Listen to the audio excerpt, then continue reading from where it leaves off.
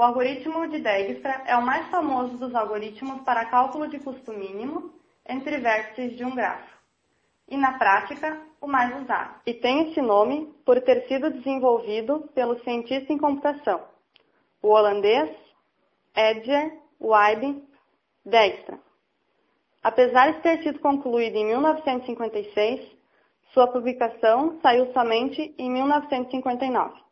O algoritmo consiste basicamente em fazer uma visita por todos os nós do grafo, iniciando no nó fixado dado e encontrando sucessivamente o nó mais próximo, até que todos os nós do grafo tenham sido visitados. O algoritmo pode ser usado sobre grafos orientados ou não, e admite que todas as arestas possuam apenas pesos não negativos e nulos.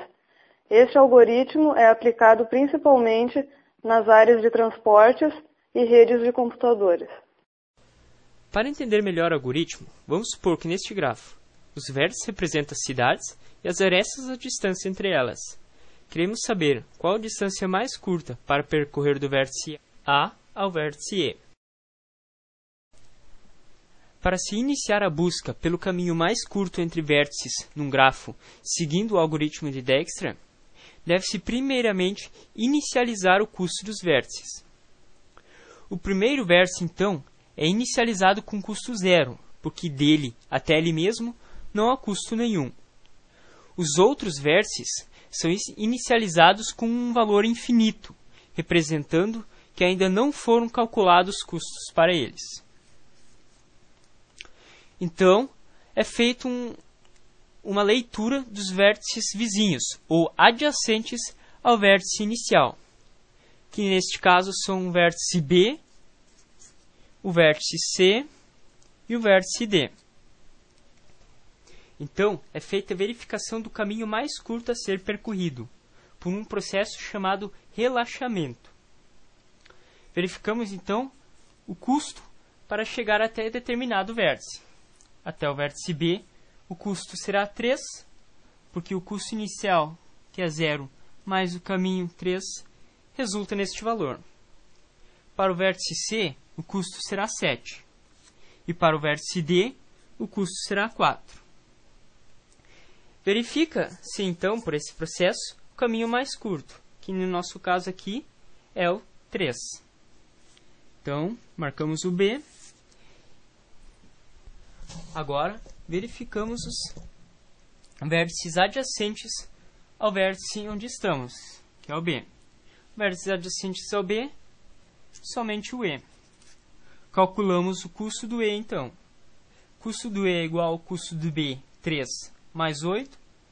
Então, o custo de E será 11. Então, é feito de novo um processo de relaxamento, verificando o caminho mais curto já percorrido. Percebemos, então, que o custo até o vértice D é o menor. Marcamos ele e verificamos os seus adjacentes não percorridos, neste caso, C e E. Soma-se o custo do vértice D com a distância da aresta até C, que resultará num custo 5. O mesmo deve ser feito até o vértice E, que acarretará num custo 10. Por meio do relaxamento, verifica-se o caminho de menor custo já obtido, que será através dos vértices A, D, C. Soma-se o custo acumulado com a distância dos vértices vizinhos, que aqui é o E, resultando num custo 14. Através do relaxamento, verifica-se o menor caminho, que, como calculado anteriormente, é o caminho entre A, D e E.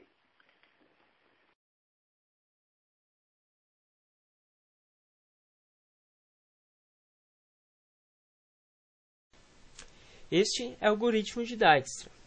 As primeiras linhas são de declarações de variáveis. N é o número máximo de vértices presentes no grafo. A matriz grafo indica o custo das arestas. O vetor custo indica a menor distância entre início até o vértice I. E foi representa o conjunto de vértices do grafo que já foram processados pelo algoritmo. Logo após, vem a função que chama o algoritmo de Dijkstra, que recebe dois valores, in e fin, que são os vértices final e inicial. Após isso, é feita a inicialização de custos.